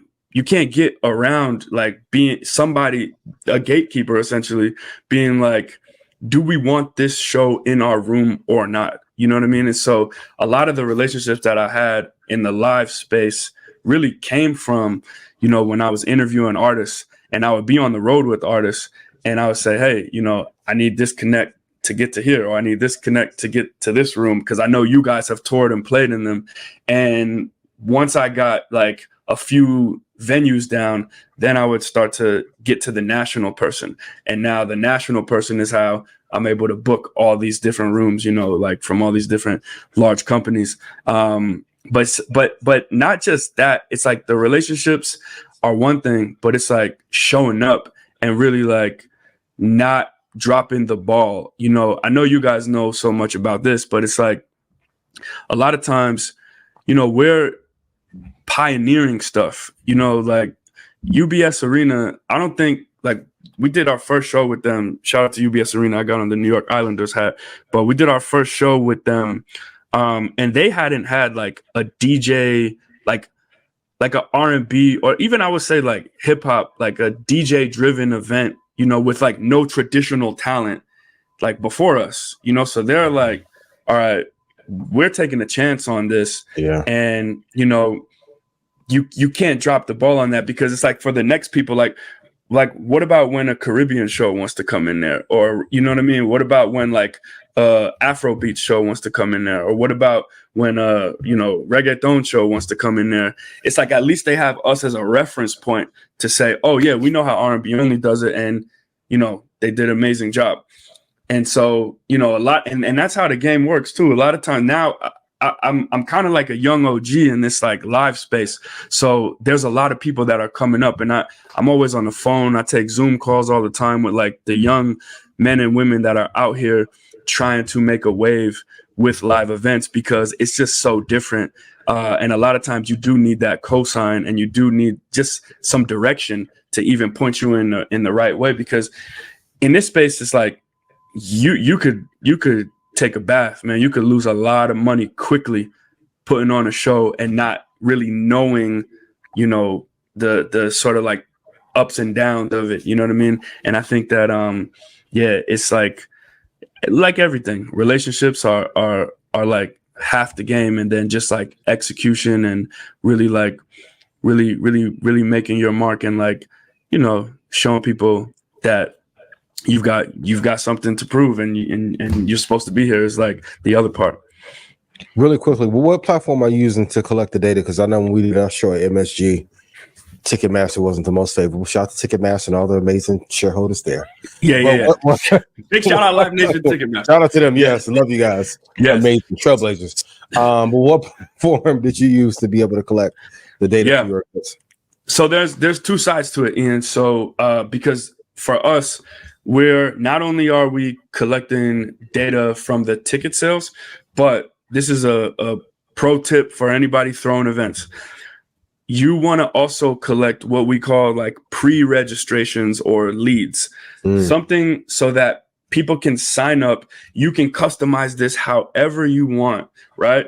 And you're letting people know, hey, this thing is about to drop, right? But I need your data to incentivize you for maybe like a discounted ticket or early access pre-sale. And so we use a platform called Typeform for that because it's highly customizable. But if you just, you know, literally just Google form submission, you know what I mean? Like platforms for form submissions, right? But I think that's the biggest thing that people in the live event space still to this day are underutilizing is like that type of like pre-registration. And then on the ticketing side, shout out to Live Nation and Universe and Ticketmaster, because we're sort of all in a family together by using their self-service platform, which is called Universe, and they've been really good to us. We also rock with Eventbrite. We use Eventbrite for ticketing, and we're kind of like toying around with other companies too. But it's hard to have it's hard to have like a singular brand and then say, hey, the tickets are here, the tickets are here, the tickets are here, the tickets are here. You kind of want to have not too many different experiences for like a checkout process, but all of those tickets that we sell then funnel into our CRM platform, and we use a platform called Tradable Bits, which is really, really big in like the sports world. So a lot of like professional NBA teams, MLB teams use that company to understand data about their ticket buyers. So yeah, those are kind of like, that's kind of our tech stack when it comes to data. Dope. Well, thank you for coming. And before we leave, man, we gotta talk about something. So the surprise. So big announcement. Get ready. Breaking news alert. Thanks. The R&B only legendary as far as what they've been able to accomplish. Like I said, thousands of peoples and venues, and it's just a vibe, and it's a curated experience when it comes to R&B music, which is my favorite genre of music. So you guys do events at the highest level all over the world. And we are bringing R&B only to Invest Fest. Oh yeah. Sunday night, we're closing out the show. So that's going to be after the actual Invest Fest is over. Sunday night at Tabernacle. Yeah, Tabernacle. It's going to be at Tabernacle. Yes. Legendary venue in Atlanta. And just to give some more info, we've decided to make this show a free RSVP show, right? Well, let that breathe for a sec, Barry. Let that breathe for a sec. Yeah. So this is not costing anyone anything. Legendary. Nah. This is Invest Fest and R&B only coming together for the first time. And this show is going to be something different. It's going to be called the grand finale, because what better way to end off 3 days of Invest Fest with just nonstop vibes, R&B music. And, at one of the most legendary venues downtown Atlanta, the Tabernacle, this is, and for us, we wanted to do something that was a little more intimate, right? Because in Atlanta, we're playing in like amphitheaters and, huge places. And don't get me wrong, Tabernacle is a nice size. But it's one of those things that we wanted to make it free with RSVP for people, because, just everybody's spending, everybody's, you guys took a lot to get down there to Atlanta. You know what I mean? So having this thing just be free RSVP, it was super, super important to all of us. And yeah, man, we're going to have a very, very good time. If this is going to be your first R&B only show, oh man, I mean, where can they RSVP? Where's the RSVP link? Okay. So investfestssignup.rnbonly.com is where you can register, because we were just talking about this, right? So you can register to get the RSVP link first. Okay.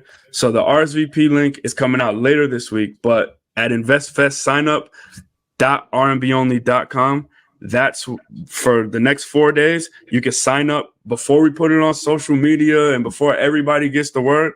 Like, we're sending it to the people that actually sign up on this link right now. And that link is live, investfestssignup.rnbonly.com. And then the actual RSVP opens Friday, August 16th at 10 a.m. And Mike, please put that in the link tree. Put that link in the link tree for InvestFest so we can get through that as well. But legendary. I can't wait. This is going to be something special, y'all. Free event. And that's for the city. Like you said, I mean, so much going on during InvestFest weekend. To have a free event, you can come after it's over just for the vibes. I think it's going to be a legendary situation. So greatly appreciate that. And this is what we talk about when businesses working together.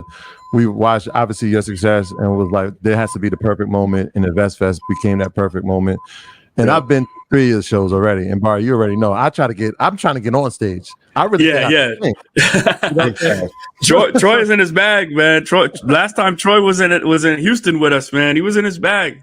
I was there with you. I mean, I love everybody just comes and everybody's dancing. It's nostalgic, right? People are enjoying music, they're dancing with their significant other, it's just a moment, it's a vibe, and it's an absolute privilege for us to be doing this together, man. So I'm happy. Hopefully everybody signs up, and we'll see y'all in there singing. Yes, Jabari, put me on that list too. Oh man, Ian, say less, man. You're Ab, the dinner, and then R&B. and you know, man, that's combination.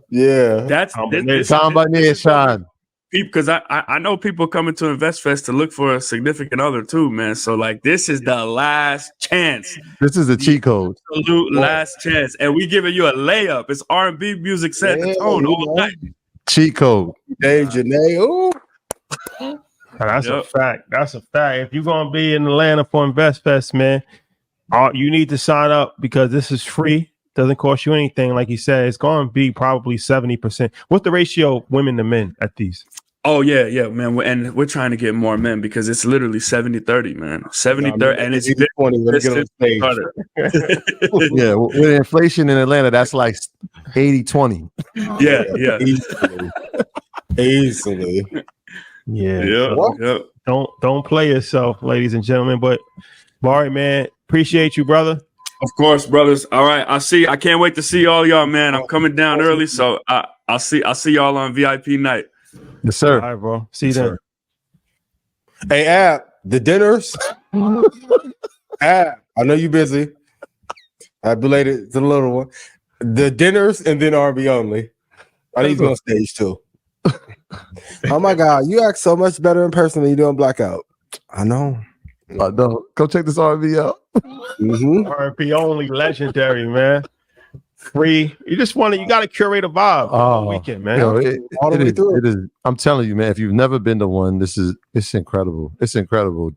It's R&B all night. It's vibes. It's drinks. It's singing. It's dancing, and it's good music. It's good music, and it's curated so well. It's gonna be that's gonna be crazy, man. We got Pinky Cole with Slutty Vegan pop up from Culinary Experience. We got Marathon pop up from a legendary merch experience. We got R&B only. We didn't even talk about the parties yet. We got the parties popping all weekend. We'll be talking about that next week. It's crazy, man. The ancillary surrounding atmosphere. Yeah, we vitally important. You got to curate a vibe. The Food Village is gonna be crazy, and the dinners. That's gonna be Marketplace. Gonna be crazy. Food Village is gonna be crazy. We'll talk about who's gonna be in that Food Village next week. Shawty, how many outfits you got? Well, when I go into these things, you always gotta have at least 2 outfits a day. If you want to be on the safe side, 3. So I always, for a 5-day run, I'm gonna pack around 13 outfits. Yeah, easily. This fun. This Mike B calling me right now. Is he? Yeah, hold on. Mike, I'm doing the show, Market Mondays. I'm gonna call you as soon as we're done, okay? No, you good. Tell the guys what up. We just talk about fashion. Come on, Mike. We working. I appreciate you, man. All right, Yo, he said it? No, he gone. My bad. Yeah, I wanted to say something. Yeah, the fashion journey. Get 13 to 15. Oh, actually, call him back real quick. Let's make this. Okay. Are you about to make an announcement? No.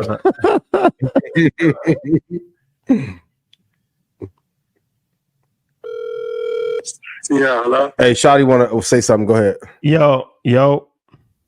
Yeah. Yeah, we live on Market Mondays right now. So I'm gonna ask you a question because last year for InvestFest, I got a lot of pushback from the pajamas. That was a very controversial vibe. So you curated that experience for me. So did I go too far or did I not go far enough?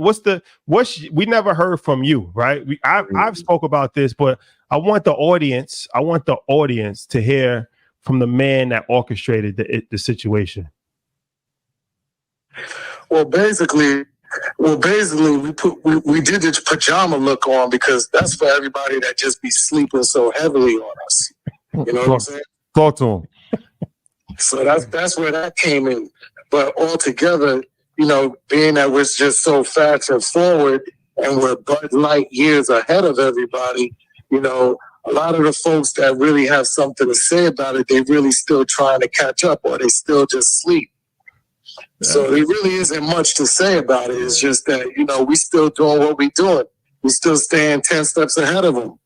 Might be. That's a fact. Now Yeah. you don't get enough credit, right? Not only are you coordinating Shotty's looks, my looks, and I mean, there's a lot of looks that you're coordinating for an Invest Fest weekend, right? I appreciate y'all for even having me on the radar. Check this out, though. This year, you already know what the looks is looking like.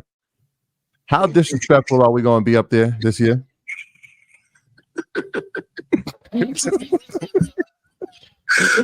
So is there a question? How crazy and disrespectful are the looks going to be this year? I mean, what's the thing? What's the people that you call when you cursing on television or on radio and they gotta call the FCC? The FCC, yeah. Yeah. I think we're gonna be pretty disrespectful where we may be calling them in. You know what I mean? That's a fair warning. I'm not even gonna tell y'all anything. I'm just fair warning. We still cut from that fabric that they don't make anymore, but we just happen to be the blessed ones to still have it. You know what I mean? Yeah. But yeah, man, just tell everybody drip responsibly, and those that's along for the ride, put their seatbelt. Get your seatbelts. That is a fact. Seatbelt ready. Yeah, Hey, Mike. Well, speaking of how we looking on the silk joint, what you think? silky cereal. Black. I may change outfits during blackout live. during the segment. I may do a wardrobe change during the segment. During a segment. The tear off, like the NBA tear off pants. Real quick. My God.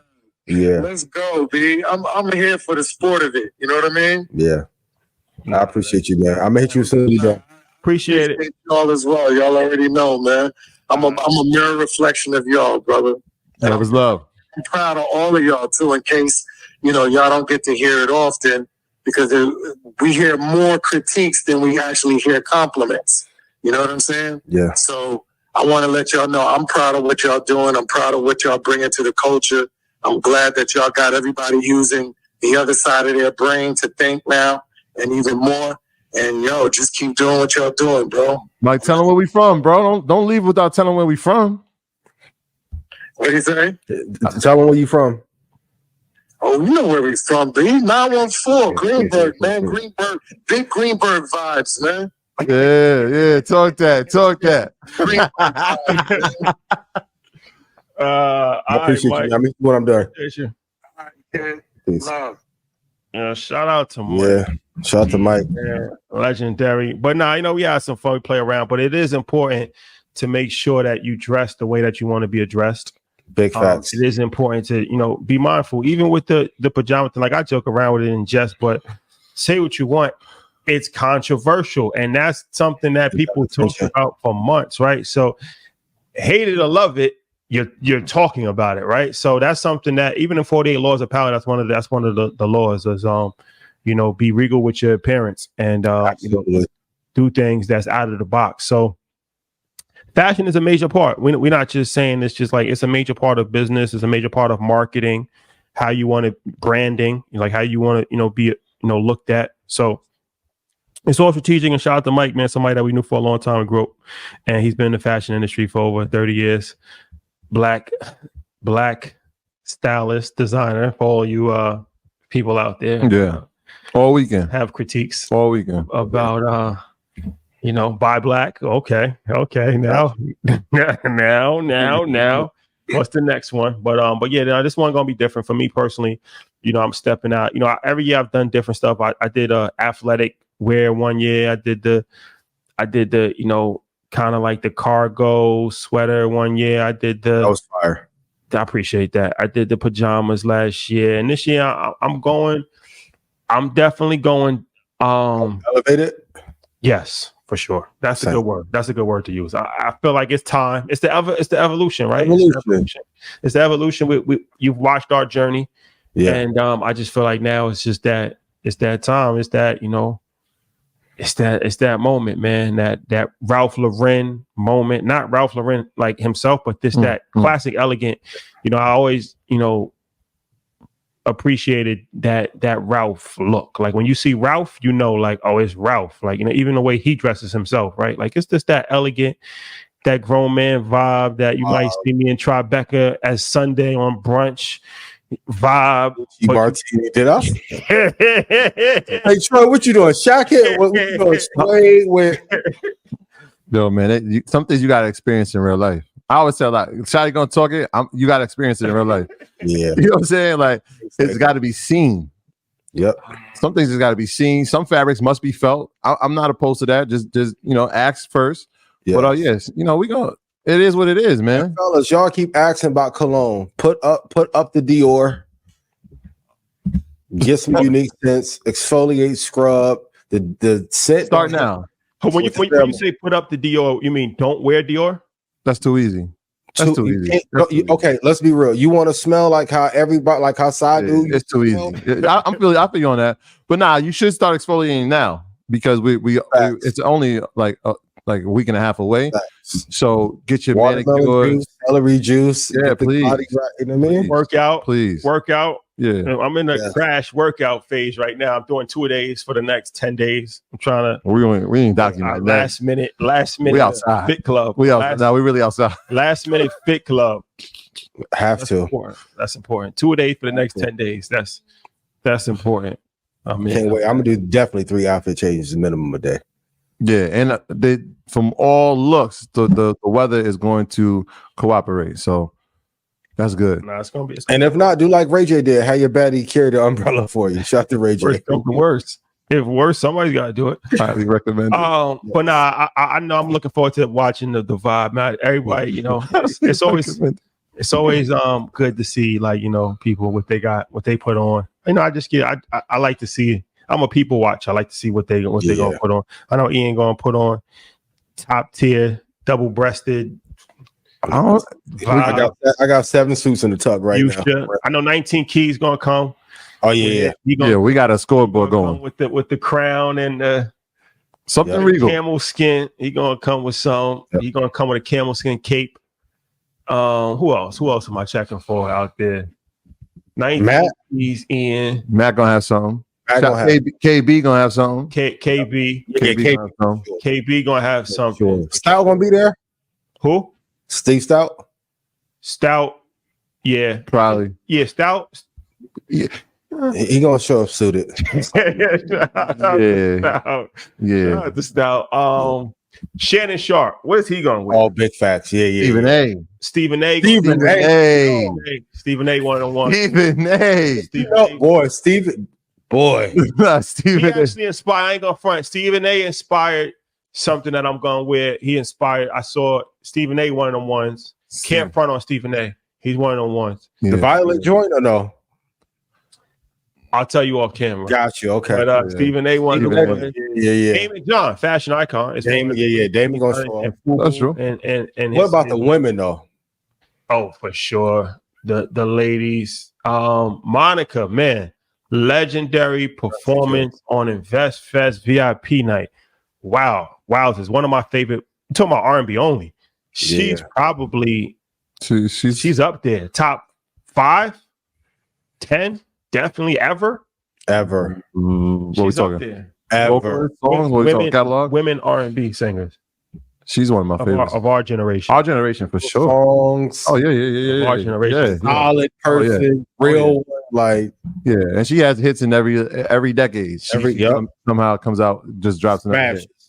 Yeah, she's been doing it for so long. I remember in middle school when she first dropped, and with Don't Take It Personal, you see her now cursing out refs at the game, but still having that hit maker mentality. She's a legend, man. Oh, she's not gonna be speaking at Investors, but she'll be there. I know Kiana Watson, she always Kiana gonna show tier. She's always top tier with her fashion. So I know she's gonna go crazy. I know she's gonna go crazy with the fashion.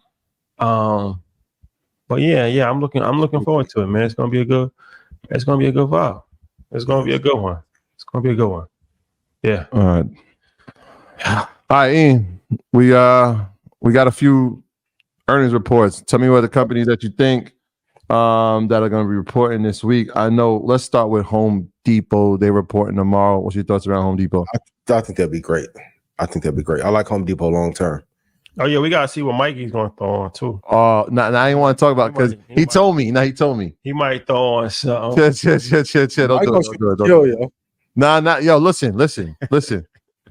Mike not playing with y'all. He told me personally he's not playing with y'all going forward. Got you. You will be addressed as Michael J going forward. So wait, just be ready. That tone? Yeah. Just be ready. Yeah. Have your cameras ready. All right. Don't touch any of the fabrics neither. Ask before. It's very important. All right. Back to this. So we got Thursday. A company that we haven't spoken about in a few months. But it was one of those companies that we just were trying to figure out if they was going to have a turnaround. Jack Ma reappeared. Alibaba will be reporting on Thursday, as well as Walmart, JD, and Applied Materials. Thoughts around some of those? JD should be good. Applied Materials should be good. Alibaba, geopolitical stuff. I'm waiting for them to come out of their hibernation period. So I don't know how well they'll do, but I think everybody else will do great. Yeah. All right. And don't double kiss me and get your Heart of Beauty on my collar either, Please. That'd be the worst. Respect. I know I'm gonna change multiple times. Please. Or if you got contour foundation on, like the makeup, or hit the setting spray right. I'll take you to Sephora. If somebody got white on, don't do it. Just be respectful. Like, don't be like with the white and that was big makeup joint all over the joint. Let's do the air hug. Please, no. Can I get a moment just really quickly? And this goes for everybody. And I don't mean this in any form of disrespect. Y'all know I love all y'all. If you have a condition where your palms are sweaty, can you do us all a favor and just give me a fist bump? A long handshake? Not just a fist bump. I would appreciate the fist bump over the sweaty palm handshake that now makes it awkward when you leave. And I got to find hand sanitizer. Salute is greatly recommended and appreciated. So please.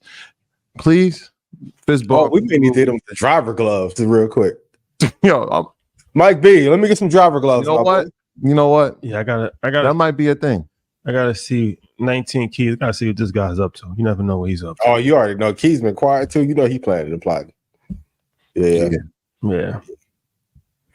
Oh, we're bringing out some exclusives on the feet, just so you know. I'm familiar with y'all game. Well, you're not. Yeah, if you've been following that, there's more.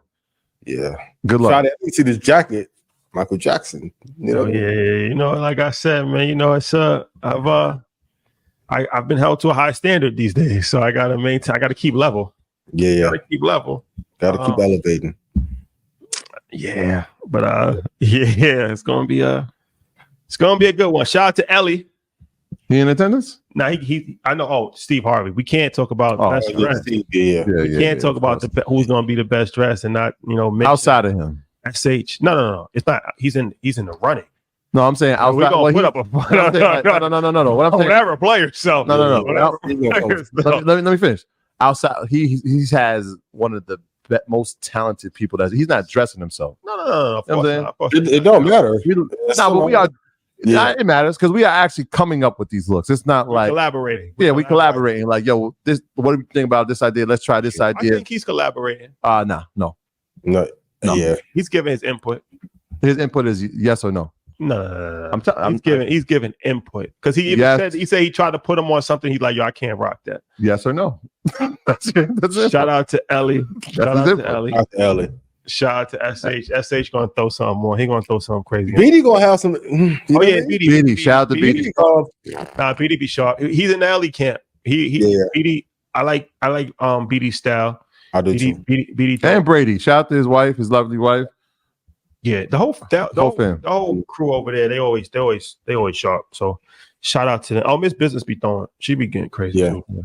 For my birthday, she had the full length mink dragging on the floor. That was crazy. Yeah. That was crazy. Yeah. All right. Okay. All right. We good. Ladies and gentlemen. I don't care if y'all want to hear all the fashion segment, show up and show out. You gonna see it, so you might as well hear about it. Big facts. It's part of business, ladies and gentlemen. You're going to see it. That's how you want to be addressed. It does make a difference. Dress how you want to be addressed. Dress to impress. Finally important. People judge a book by its cover.